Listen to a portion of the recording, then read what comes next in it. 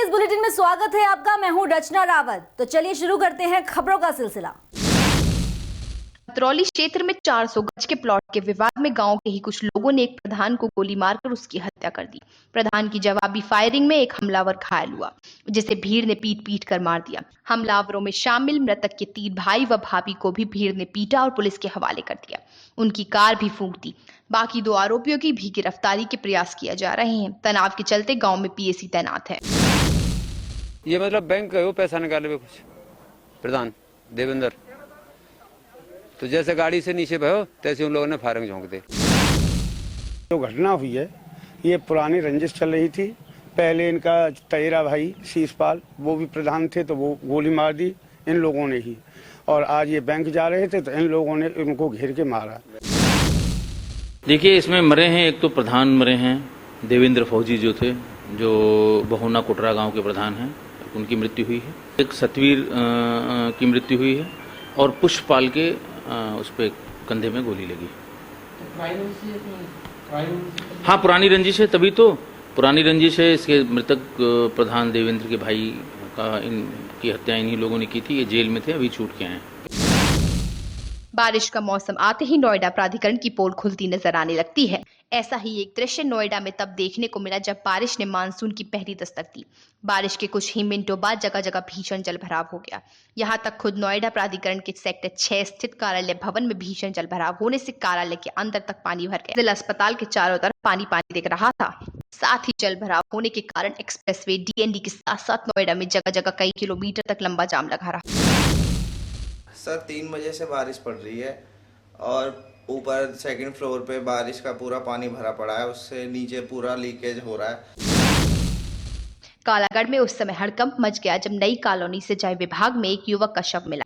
शव का गला धारदार हथियार से काटा गया था। सीओ कोटद्वार का कहना है कि युवक का नाम सुनील है। वो अपने परिवार से अलग रहता था। इसका अपनी पत्नी से भी विवाद चल रहा था। कालागढ़ की एक महिला पर ही हत्या का शक जताया है। इस युवक का उस महिला से लेन देन था। पुलिस ने शव कब्जे में लेकर आगे की जाँच शुरू कर दी है। कालागढ़ नई बस्ती में एक युवक के गला रिप करके हत्या की गई है। हम लोग घटनास्थल पर आए हैं।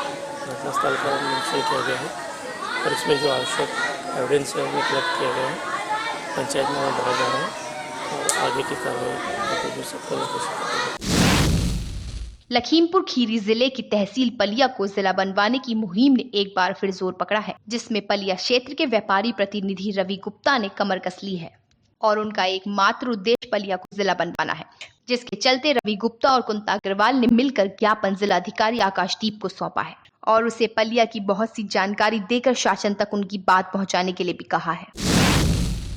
मामला सिद्धार्थनगर का है, जहां जिला अस्पताल का ऐसा हाल है तो पीएचसी और सीएचसी जैसे अस्पतालों का क्या हाल होगा। जबकि समय समय पर जिला अधिकारी इस अस्पताल का निरीक्षण करते हैं, वहीं मरीज सही होने के बजाय और बीमार होते नजर आ रहे हैं। अस्पताल को बाहर से देखने पर लगेगा कि इसमें सभी सुविधाएं होंगी, लेकिन सब दिखावा है। और अस्पताल के जच्चा बच्चा वार्ड का तो यह हाल है कि लोग हाथ में पंखा लिए अपने मासूम बच्चों को झेल रहे हैं। वहीं गर्मी से परेशान लोग अपने मरीजों को लेकर बरामदे में लेटे नजर आते हैं। मामला हाथरस के सहपऊ थाना क्षेत्र के एक गांव का है, जहां खेत में सोते हुए किसान की गला दबाकर निर्मम हत्या हो गई। किसान की हत्या की जानकारी जब उसके परिजनों को मिली तो परिजनों में कोहराम मच गया। इस मामले की जांच पड़ताल में पुलिस जुटकर हत्या के कारणों की जांच कर रही है। खुर्जा में स्थित प्रधान डाकघर को लुटेरों ने अपना निशाना बना डाला। डाकघर पर तैनात सुरक्षाकर्मी की भी गला दबाकर हत्या कर दी, जिसके बाद लुटेरों ने डाकघर का लॉकर गैस कटर द्वारा काटा और लॉकर में रखे 6,30,000 रुपए लेकर लुटेरे बहुत ही आसानी से फरार हो गए। पुलिस अनुमान लगा रही है कि घटना से पहले डाकघर में दारू पार्टी हुई थी, क्योंकि पुलिस ने शव के पास से शराब की खाली बोतल, 2 गिलास और नमकीन का खाली पाउच बरामद किया है। वहीं घटना के बाद जहां इलाके में सनसनी का माहौल है तो पुलिस की सुरक्षा भी सवालों के घेरे में है।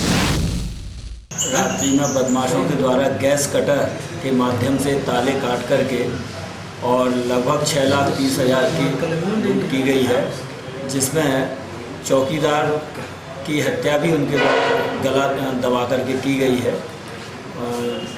इस संबंध में वहाँ पर इस गिलास वगैरह भी प्राप्त हुए हैं, जिसमें शराब पीने की पुष्टि हो रही है स्मेल से।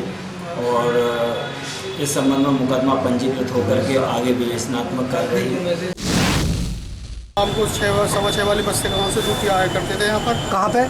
इस ब्रांच में, प्रधान डाकघर में। अच्छा, उसके बाद अब पता नहीं क्या हुआ उनके साथ, सब लोग ये बताते हैं कि डेथ पाई गई है। हाँ, बता रहे हैं गला दबा कर हत्या की गई अब है। ये नहीं पता जी गला दबा करा गया है, क्या करा गया।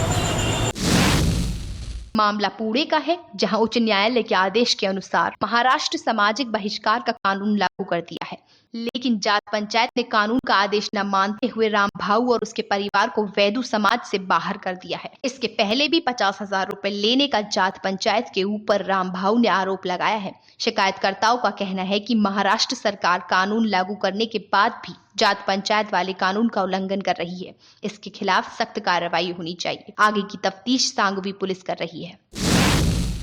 सरकार से जोर कर रही थी कि ये जो सामाजिक बहिष्कार प्रतिबंध एक्ट 2016 3 जुलाई से पूरे महाराष्ट्र में लागू हुआ है। इस कानून के अंतर्गत आज दूसरा मामला दर्ज हुआ है। पुणे जिला में भी ये दूसरा मामला दर्ज हुआ है सांगवी के एक पुलिस स्टेशन में। और इस यहाँ आए हुए जो लोग हैं वो वैदू समाज के हैं, जिन्हें पिछले 16 तारीख को जात पंचायत बिठाकर उनके समाज से बहिष्कृत कर दिया था।